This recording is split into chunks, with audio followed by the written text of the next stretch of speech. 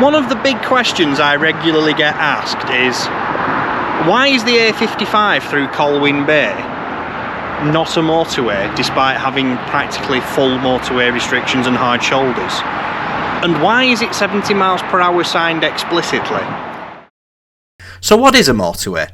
The Collins English Dictionary tells us that it is a main road for fast-moving traffic, having limited access, separate carriageways for vehicles travelling in opposite directions, and usually a total of 4 or 6 lanes. Well, that seems easy enough. That's obviously not the whole story at all. The stereotype will tell you that a motorway is dual carriageway, 2 or 3 lanes in each direction, hard shoulders, fully grade separated. But the reality is a bit different. Legally speaking, any road can be a motorway.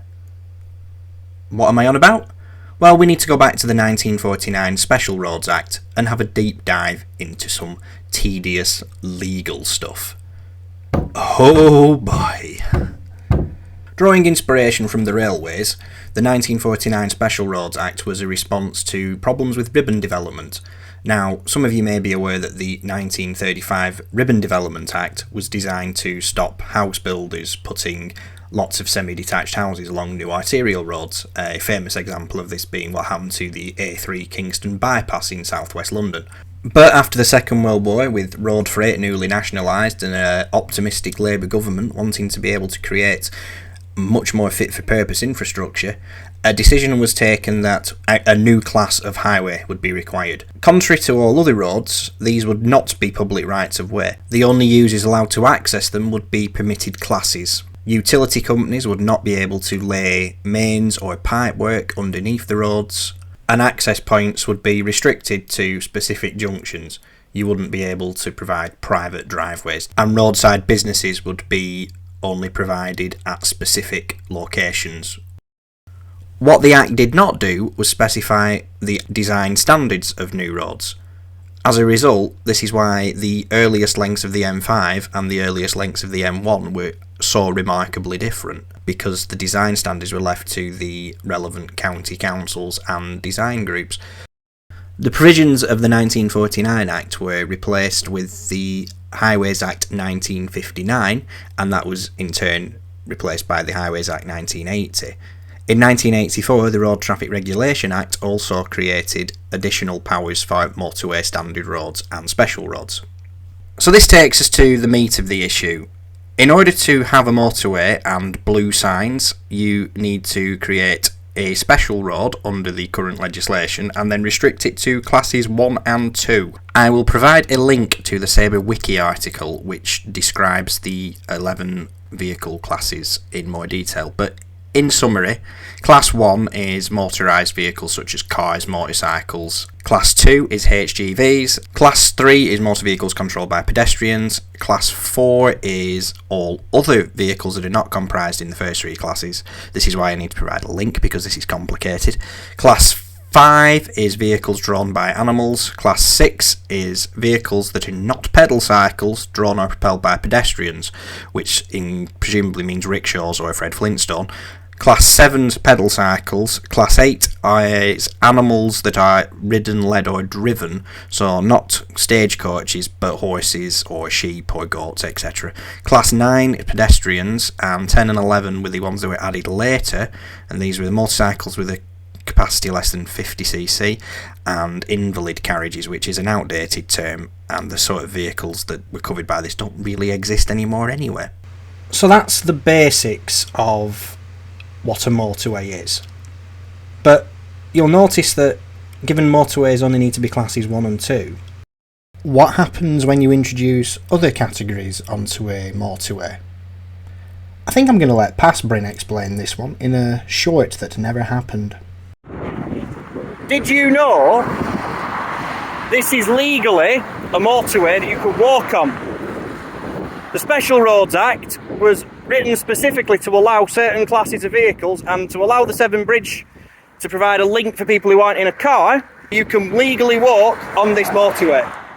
This power has since been replicated elsewhere, for example the M2 Medway Bridge, the M5 Avonmouth Bridge.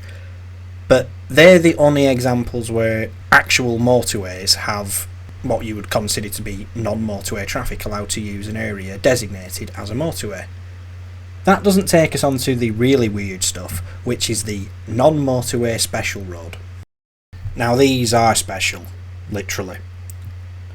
A non-motorway special road is usually an A road, but has been created using the powers in the Road Traffic Regulation Act 1984 and the Highways Act 1980. And this takes us neatly back to Colwyn Bay, which is probably the most famous example of this, but there are others in the United Kingdom. So because it's a non-motorway special road, it has to have these extensive prohibition signs. Hang on a minute. We don't normally sign 70-mile-an-hour speed limits. What's the story behind that then?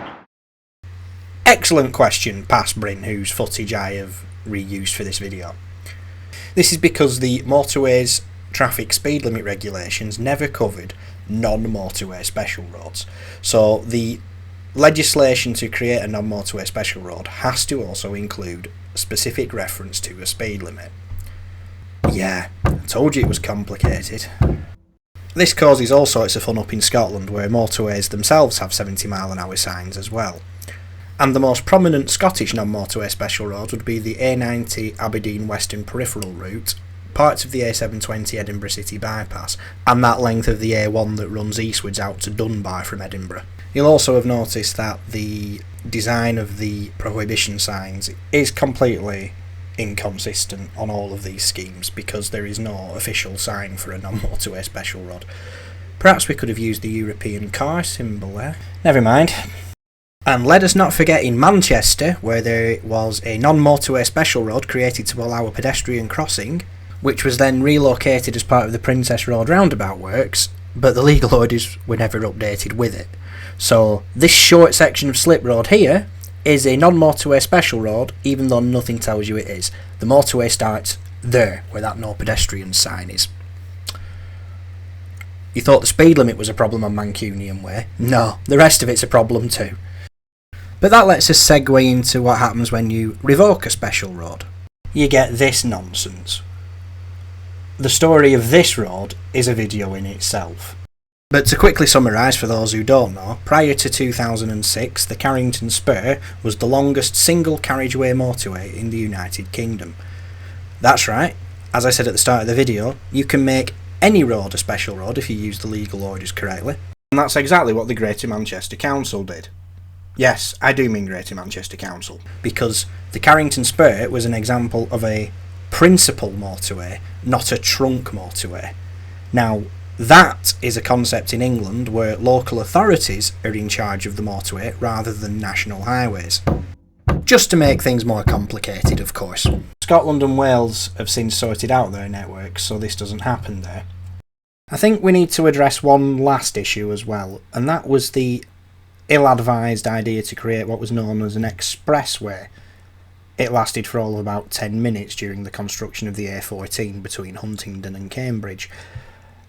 The reason this was a problem was because instead of just using existing legislation, i.e. the special roads powers, it can only be described as political fudge, and the use of traffic regulation orders instead of those powers was going to be the case. All this suggests is that the powers that be don't really understand special roads.